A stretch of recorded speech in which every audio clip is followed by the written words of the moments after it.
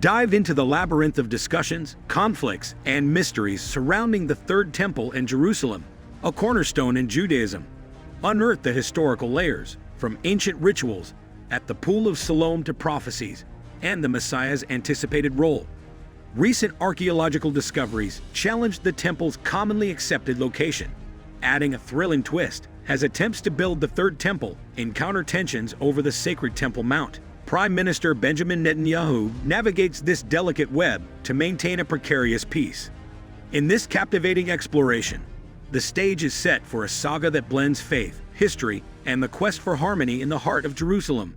The Temple Mount is like the beating heart of a big discussion.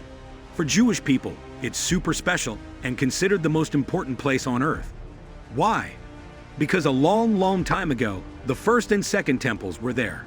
Sadly, those got wrecked ages ago, adding a touch of sadness to this special spot.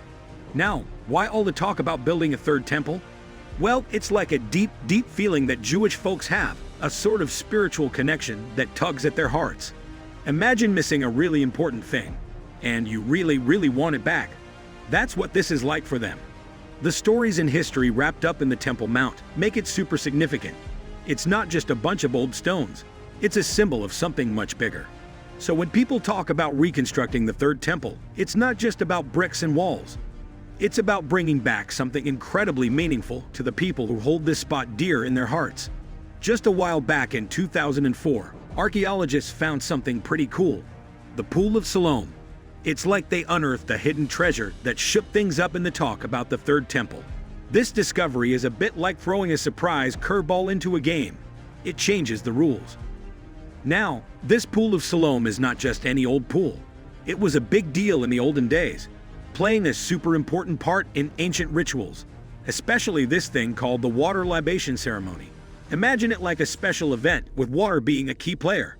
But here's the twist.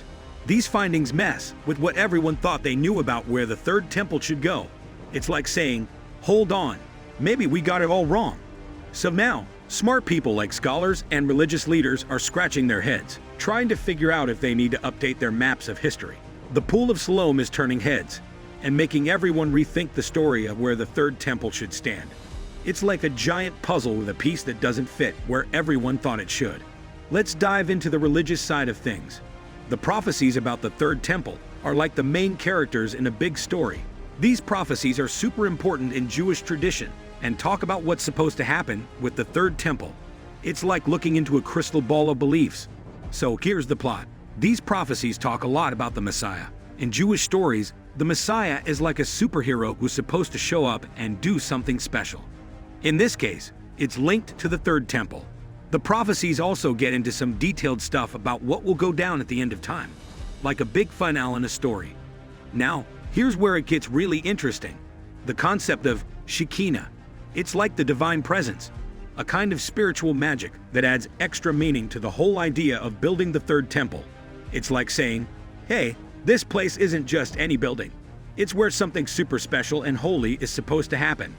By checking out these prophecies, we get a sneak peek into what people deeply believe. It's like a window into their hearts and minds, showing us why they're so eager to see the Third Temple rise again. It's not just about bricks and walls. It's about fulfilling something sacred and profound.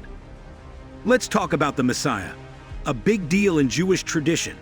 The Messiah is like the main character in a really important story, and everyone's waiting for their entrance. Why? Because the Messiah is supposed to play a super important role in making the Third Temple happen. Picture this. The Messiah's arrival is linked to the Third Temple, like a key unlocking a treasure chest. People have these strong beliefs that when the Messiah shows up, something magical will happen, and part of that magic involves building the Third Temple. It's like a special task on the to-do list of the Messiah. These ideas about the Messiah aren't just random. They're woven into the very fabric of religious beliefs. It's like these beliefs are the threads holding everything together. So when people talk about the Messiah and the Third Temple, it's not just a story. It's a deep part of what they believe in. Understanding this Messiah business gives us a peek into the spiritual excitement tied to the Third Temple. It's not just about bricks and stones. It's about something bigger, something sacred. The anticipation of the Messiah's role in the temple's construction adds a layer of meaning to the whole story, like the missing piece of a puzzle finally fitting into place. As people talk more and more, we start to unravel the details of end-time prophecies connected to the Third Temple. These prophecies are like ancient stories written in old texts and scriptures, spelling out a kind of roadmap for what's supposed to happen before everything gets sorted out for good. Think of it like a storybook that tells you about a series of events leading up to a happy ending. That's what these prophecies are all about. They're like a guidebook for the grand final, the big redemption. People dive into these prophecies to understand how everything is supposed to play out, like peeking into the future through the words of old stories. Exploring these prophecy details isn't just a casual thing. It's like shining a bright light on the strength of people's beliefs. These prophecies aren't just about predictions. They're about a deep sense of certainty and the feeling of finally reaching something important. It's like finding the last puzzle piece and realizing how it fits perfectly. The construction of the Third Temple isn't just a building project. It's part of a much bigger story that brings a sense of completion and fulfillment to those who hold these ancient beliefs close to their hearts. Trying to build the Third Temple comes with a bunch of issues, especially when it comes to the Temple Mount. This place is like a hot topic because it's super important historically and religiously. Lots of different faiths care about it, and that makes things way more complicated. Imagine you have a really precious cake and everyone wants a slice. That's kind of what's happening here. The Temple Mount is like the cake, and people from different beliefs all want a piece of it. So trying to figure out how to build the Third Temple without upsetting anyone is like trying to share the cake without any arguments. It's a tricky situation that needs a delicate touch.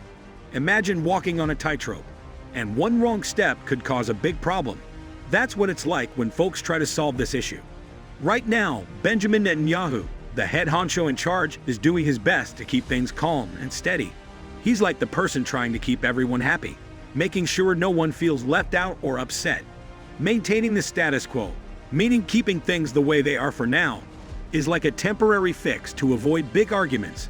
It's not easy, and it takes a careful leader like Netanyahu to navigate through the challenges and keep the peace for everyone involved.